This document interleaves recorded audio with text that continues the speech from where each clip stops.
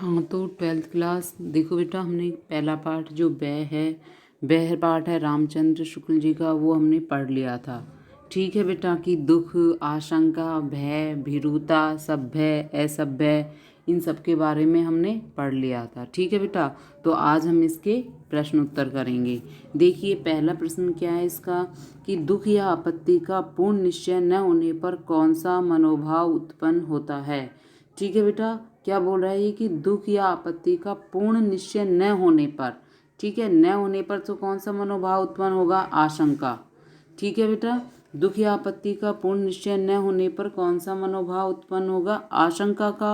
और दुख या आपत्ति के पूर्ण निश्चय होने पर कौन सा मनोभाव उत्पन्न होगा, भय। ठीक है बेटा, और न होने पर आशंका।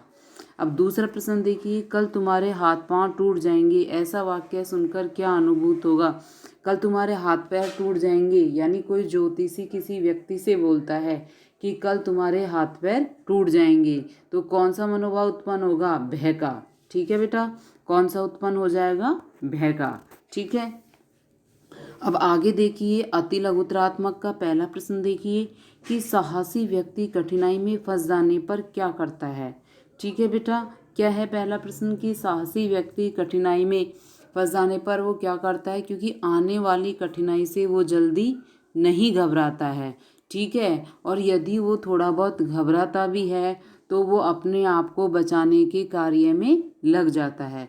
ठीक है बेटा, क्या बताया गया है इसमें, कि साहसी व्यक्ति कठिनाई में फंस जाने पर क्या करता है साहसी व्यक्ति, जिसके अंदर साहस होता है, हिम्मत होती है, धैर्य होता है, वो क्या करता है, वो आने वाली कठिनाई से क्या करता है, जल्दी घबराता नहीं है। और यदि वो थोड़ा बहुत घबराता भी है तो वो अपने बचाव के कार्य में लग जाता है। ठीक है बेटा, अब दूसरा प्रश्न क्या है अति लघुतरात्मक का, कि भय क्या है। ठीक है बेटा, क्या बताया गया है इसमें, भय क्या है, किसी संभावित आपदा या दुख के कारण, ठीक है, जो आवेगपूर्ण या स्तंभकारक मनोविकार उत्पन्न होता है, वो क्या कहलाता है, भय कहलाता है। ठीक है बेटा, किसे कहते हैं भय, कि दुख या आपत्ति होती है, ठीक है, कोई आपदा होती है या दुख होता है, तो उसके कारण दिखाई देने से एक प्रकार का क्या उत्पन्न हो जाता है, स्तंभ कारक मनोविकार उत्पन्न हो जाता है। तो वो स्तंभ कारक मनोविकार उत्पन्न होता है, उसी को क्या कहलाता है, वही मनोविकार भय कहलाता है।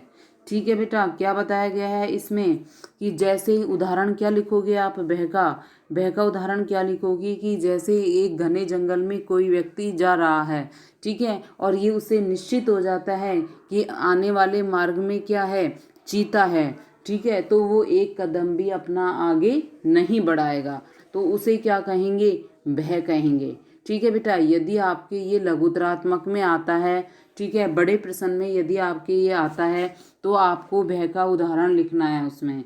ठीक है, कि किस प्रकार से आपको इसमें भय का उदाहरण लिखना है, कि क्या होता है इसमें, कि किसी संभावित आपदा दुख के कारण, ठीक है, जो स्तंभ कारक मनोविकार उत्पन्न होता है उसे हम भय कहते हैं। जैसे कोई व्यक्ति घने जंगल में जा रहा है और उसे ये निश्चित हो जाता है कि आगे क्या है, चीता है, तो वो अपना एक कदम भी आगे नहीं बढ़ाएगा।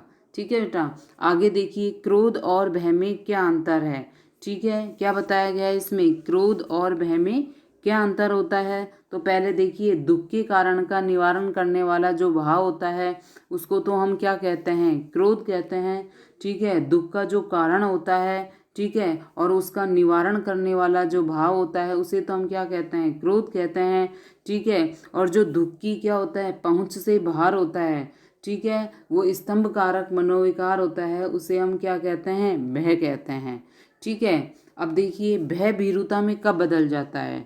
ठीक है बेटा, जब भय कब बदल जाता है, जब भय व्यक्ति में स्थायी रूप से व्याप्त हो जाता है, यानी स्वभावगत हो जाता है, तब वो भीरुता या कायरता में बदल जाता है।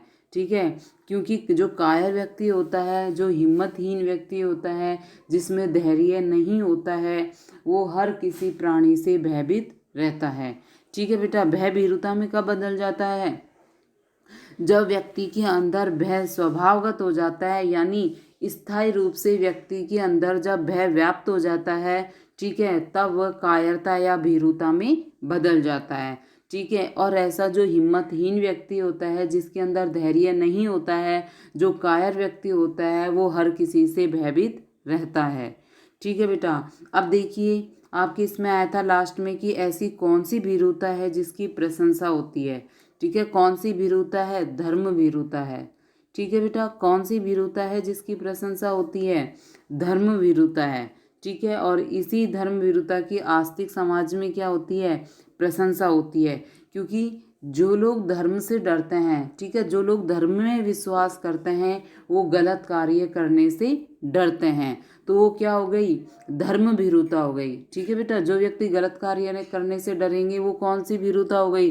धर्म भीरुता हो गई, ठीक है। जिसकी कि किसमें प्रशंसा की जाती है? आस्तिक समाज में जिसकी प्रशंसा होती है, ठीक है बेटा। अब आगे देखिए जो लघुतरात्मक है, ठीक है। लघुतरात्मक का पहला प्रश्न देखिए कि आशंका और भय में अंतर स्पष्ट कीजिए। मैंने आपको शुरू में पाठ पढ़ाया था तब बताया था, ठीक है। आशंका और भय में क्या अंतर होता है कि जब दुख या आपत्ति का पूर्ण निश्चय नहीं होता है, ठीक है बेटा।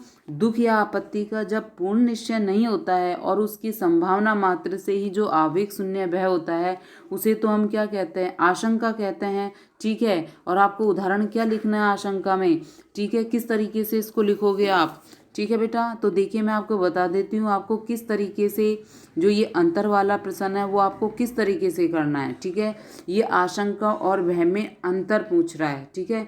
तो आपको जो पूरे प्रश्न हैं अंतर वाले वो इस तरीके से करना है। जैसे पहले आप क्या लिख दोगे? आशंका लिख दोगे, ठीक है बेटा। क्या लिख दोगे आप? पहले आशंका लिख दोगे, ठीक है। उसके बाद आप क्या लिख दोगे? भय लिख दोगे, ठीक है। अब किस तरीके से आपको इसको करना है? इसमें लिखना है पहले आपको आशंका में कि दुख या आपत्ति का पूर्ण निश्चय न रहने पर, ठीक है, उसकी संभावना मात्र से जो आवेग शून्य भय होता है उसे हम क्या कहते हैं? आशंका कहते हैं, ठीक है बेटा। फिर जैसे करके आप इसका उदाहरण लिखोगे, ठीक है। जैसे करके क्या लिखोगे आप? उदाहरण लिखोगे कि जैसे घने जंगल में कोई व्यक्ति जा रहा है, ठीक है, परंतु उसे केवल आशंका है कि कहीं मुझे इस घने जंगल में चीता ना मिल जाए, ठीक है। तो वो क्या हुई? आशंका हुई। तो इस तरीके से इसको आपको करना है। और भय में आपको किस तरीके से लिखना है? किस तरीके से आपको भय की परिभाषा लिखनी है कि जिस तरीके से क्रोध या दुख या आपत्ति का जो पूर्ण निश्चय हो जाता है, ठीक है बेटा। क्या लिखोगे? दुख या आपत्ति का पूर्ण निश्चय हो जाता है और एक स्तंभ कारक जब भय उत्पन्न होता है, स्तंभ कारक मनोविकार का भाव जब उत्पन्न हो जाता है तो उसे हम भय कहते हैं, ठीक है। जैसे करके आप इसका क्या उदाहरण लिखोगे? जैसे करके आप इसका उदाहरण लिखोगे कि जिस प्रकार घने जंगल में कोई व्यक्ति जा रहा होता है और यदि उसे निश्चित हो जाता है कि इस जंगल में क्या है? चीता है, तो वो अपना एक कदम भी आगे नहीं बढ़ाएगा, ठीक है बेटा। तो आपको जो तुलना वाले प्रश्न है और जो अंतर वाले प्रश्न है आपको इस तरीके से करना है, ठीक है। अब आगे देखिए व्यापारी द्वारा नया व्यापार शुरू न करने पंडित का शास्त्रार्थ में भाग न लेने का मूल कारण क्या हो सकता है? मुख्य कारण क्या हो सकता है? ठीक है बेटा। व्यापारी द्वारा नया व्यापार शुरू करने, ठीक है, और पंडित का शास्त्रार्थ में भाग न लेने का जो मुख्य कारण है वो क्या होता है?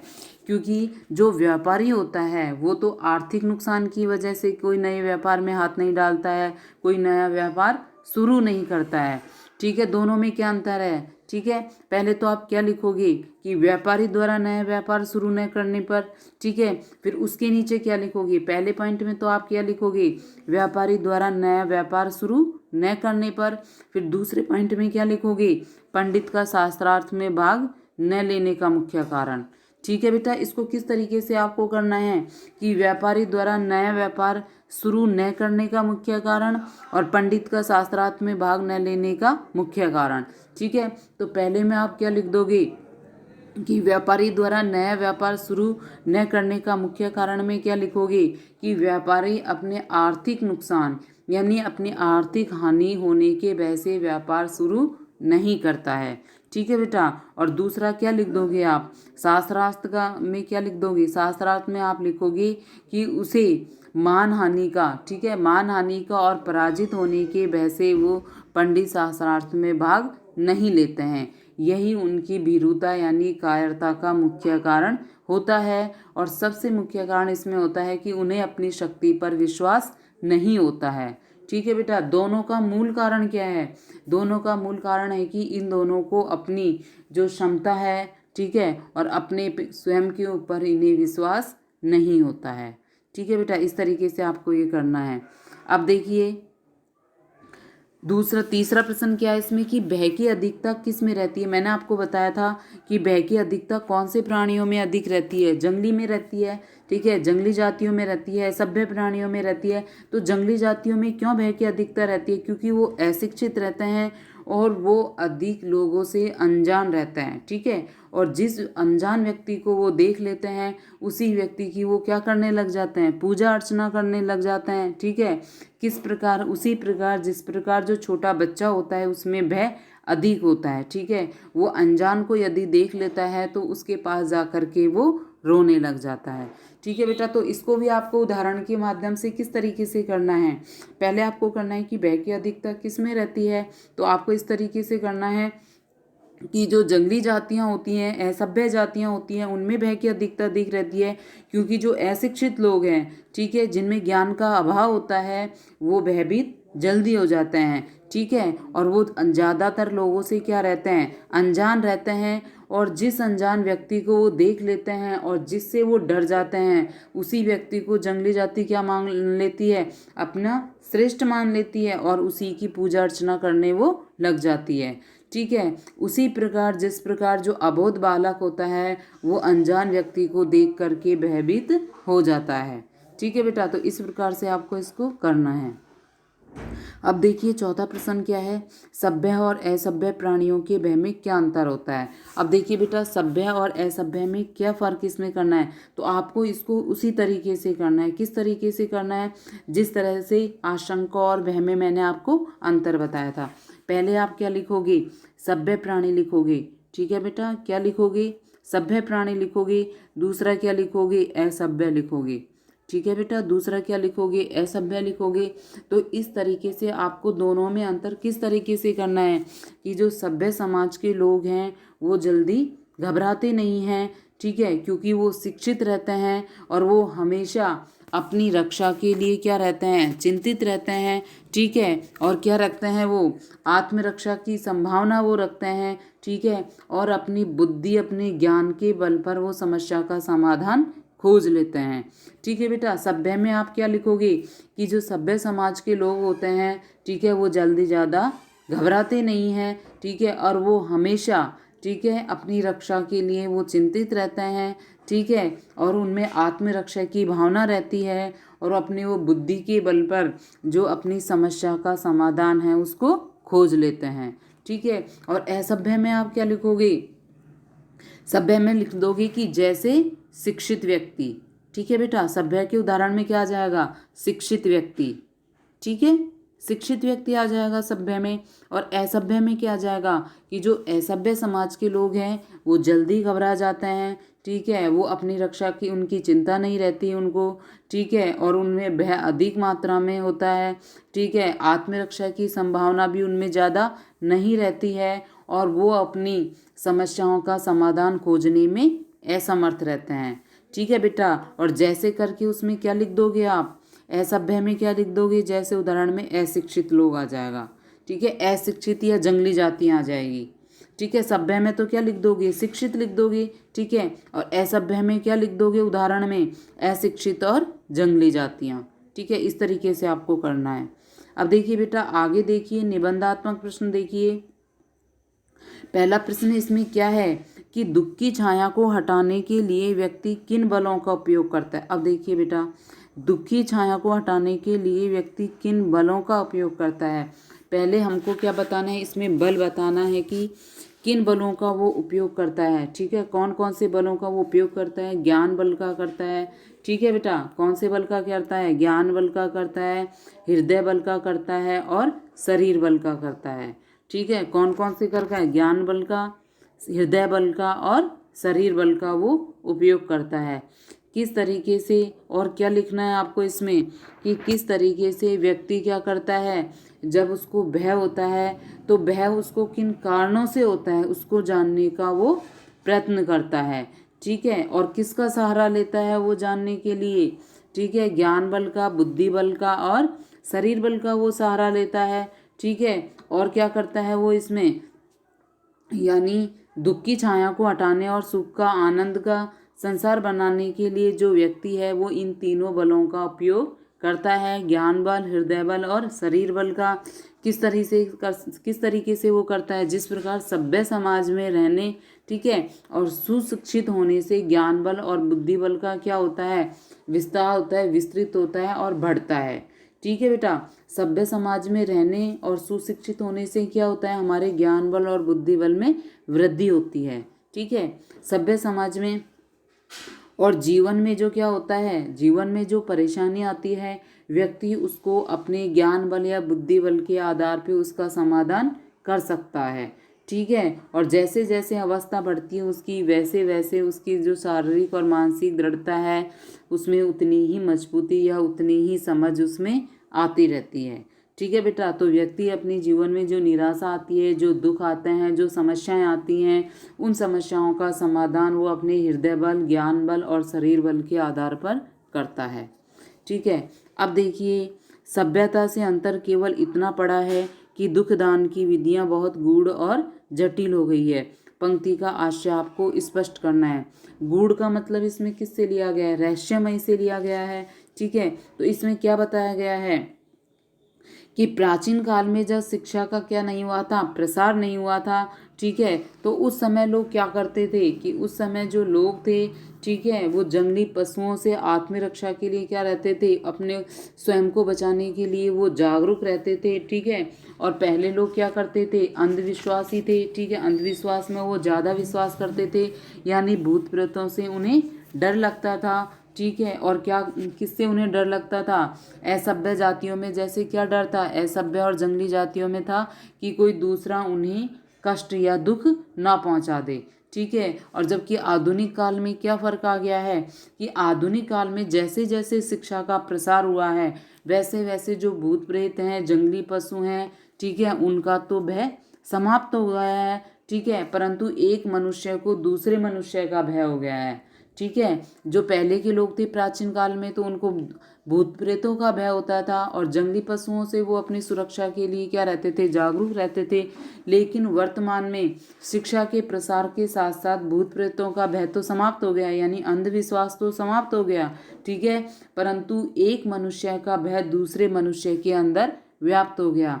किस तरीके से एक मनुष्य दूसरे मनुष्य से भयभीत रहता है कि कोई व्यक्ति झूठी गवाह पेश करके मुकदमा जीतना, कानून की आड़ में दूसरों की संपत्ति को हड़प लेना, ठीक है, कमज़ोर लोगों से उनके खेत खलियान को हड़प लेना, ठीक है, गरीबों का शोषण कर देना, उनकी घर बार को छीन लेना। ठीक है, तो इन सभी चीज़ों से वो क्या रहने लग गया, भयभीत रहने लग गया वर्तमान समाज में। ठीक है, अब देखिए, भय के साध्य और असाध्य दोनों रूपों का सौहार्दरण समझाइए, उदाहरण सहित आपको समझाना है। अब देखिए बेटा, इसको भी आपको उसी तरीके से करना है। किस तरीके से आपको ये करना है, देखिए, भय के साध्य और असाध्य दोनों रूपों को आपको बताना है। तो भय का साध्य रूप आपको उसी तरीके से करना है। पहले तो आपको क्या लिखना है, साध्य लिखना है, फिर आपको क्या लिखना है, असाध्य लिखना है। ठीक है बेटा, अब आपको इसको किस तरीके से करना है। साध्य तो क्या होता है, क्या होता है साध्य की, भय के दो रूप होते हैं, एक साध्य होता है, दूसरा असाध्य होता है। ठीक है, तो साध्य में क्या होता है कि जो प्रयत्न के द्वारा जिसको दूर किया जा सके, जिस समस्या का समाधान प्रयत्न के द्वारा दूर किया जा सके, उसे तो क्या कहते हैं, साध्य कहते हैं। किस प्रकार, जैसे उदाहरण क्या लिखोगी कि जैसे कोई दो व्यक्ति कहाँ जा रहे हैं, जंगल में जा रहे हैं, उन्हें सामने से कोई मुसीबत आती दिखाई दे देती है, चीता या कोई भी जंगली जानवर। ठीक है बेटा, तो जो व्यक्ति समर्थ है, ठीक है, अपनी समस्या का समाधान जो व्यक्ति अपने प्रयत्न के द्वारा करता है, तो वो व्यक्ति तो क्या हो जाएगा, किसके ऊपर चढ़ जाएगा, पेड़ के ऊपर चढ़ करके वो अपनी जान को बचा लेगा। ठीक है, तो ये तो क्या हो जाएगा, साध्य हो जाएगा, क्योंकि उसने अपने बुद्धि बल पर प्रयत्न के द्वारा उसने अपनी समस्या का समाधान कर लिया। ठीक है, और इसके विपरीत असाध्य में क्या हो जाएगा, कि जब प्रयत्न के द्वारा, ठीक है, वो समस्या का समाधान करने में क्या हो जाए, यानी जो व्यक्ति समस्या का समाधान करने में असमर्थ रहता है उसे क्या कहते हैं हम, ऐसा असाध्य कहते हैं। ठीक है बेटा, क्या आ जाएगा कि जो, ठीक है, जो व्यक्ति क्या करता, क्या है कि अपनी समस्या का जो समाधान है, ठीक है, उसे करने में जो व्यक्ति असमर्थ रहता है, ठीक है, तो उसे क्या कहते हैं, असाध्य कहते हैं। किस प्रकार से, उसी प्रकार से जिस प्रकार से रास्ते में आती हुई मुसीबत उसे दिखाई देती है और वो व्यक्ति क्या है, पैर से अपंग है, ठीक है, तो वो पेड़ में चढ़ने में असमर्थ रहता है, ठीक है, तो वो अपने आप को बचाने में असफल हो जाता है। तो इस प्रकार से ये उदाहरण किस में आ जाएगा, असाध्य में आ जाएगा। ठीक है, दोनों में आपको उदाहरण लिखने हैं। अब आगे देखिए, निर्भरता के लिए शुक्ल जी ने क्या उपाय, चौथा प्रश्न देखिए, पहले मनुष्य की भय की वासना का परिहार कैसे होता है। ठीक है, चौथा प्रश्न देखिए, मनुष्य की भय की वासना का परिहार किस प्रकार से किया जाता है। ठीक है, तो देखिए, मनुष्य की भय की जो वासना का परिहार होता है वो क्या होता है, जैसे जैसे वो संसार के अनेक रूपों को जानने लग जाता है, ठीक है, विभिन्न प्रकार की दिशाओं का वो अनुभव कर लेता है, समाज का वो अनुभव कर लेता है, वैसे वैसे जो उसकी आशंकाएं हैं वो क्या होती जाती है, कम होती चली जाती है। ठीक है, और वो ज्ञान बल, हृदय बल के आधार पर क्या होता है, भय के जो कारण होते हैं उनको वो समाप्त कर देता है। ठीक है, जिस प्रकार से, किस प्रकार से, कि जिस प्रकार जो मानव है, ठीक है, प्राचीन काल में क्या करता था, पशुओं से भयभीत रहता था, ठीक है, और भूत प्रेतों से भयभीत रहता था, लेकिन आजकल क्या हो गया है वहाँ पे कि भय का जो निवारण है वो स्वयं ही किस प्रकार से समाप्त हो गया है, कि किस प्रकार से जहाँ पर जो भूत प्रेतों का भय था, पशुओं का था, तो वहाँ अच्छी सड़कें बन गई है, अच्छी सड़कें बनने से क्या हो गई है, वहाँ पे घनी आबादी हो गई है। ठीक है, तो इस प्रकार वर्तमान काल में मानव सभ्यता के विकास में भय की वासना का परिहार हो जाता है। ठीक है, लास्ट प्रश्न देखिए, आपको इसको भी किसके माध्यम से करना है, आपको इसको भी उदाहरण के माध्यम से करना है। ठीक है बेटा, किस तरीके से करना है देखिए, लास्ट में आपने पढ़ा था, ये मैं बता देती हूँ, आपका दोनों व्याख्याएं तो आपको ये करनी है। ठीक है, कि कठिन शब्दार्थ लिखना है, फिर क्या लिखना है, प्रसंग लिखना है, फिर व्याख्या लिखनी है और फिर विशेष लिखना है। ठीक है, अब देखिए बेटा, निर्भरता के लिए शुक्ल जी ने क्या उपाय बताए, 2 उपाय हमने पढ़े थे। ठीक है, तो मैं बता देती हूँ आपको आपकी किताब में ही कि कौन से 2 उपाय बताए हैं और किस तरीके से आपको उदाहरण के माध्यम से उसको लिखना है। देखिए बेटा, ये रहा, दोनों आपको किस तरीके से लिखना है कि निर्भयता के संपादन के लिए 2 बातें अपेक्षित हैं। अब देखिए, पहली कौन सी बात है कि दूसरों को हमसे किसी भी प्रकार का भय और कष्ट ना हो। ठीक है, निर्भयता के संपादन के लिए 2 बातें हैं। पहली बात तो कौन सी है कि दूसरों को हमसे किसी भी प्रकार का कष्ट या भय ना हो। इसका संबंध किससे है, उत्कृष्टशीलता से है। इस तरीके से लिखना है।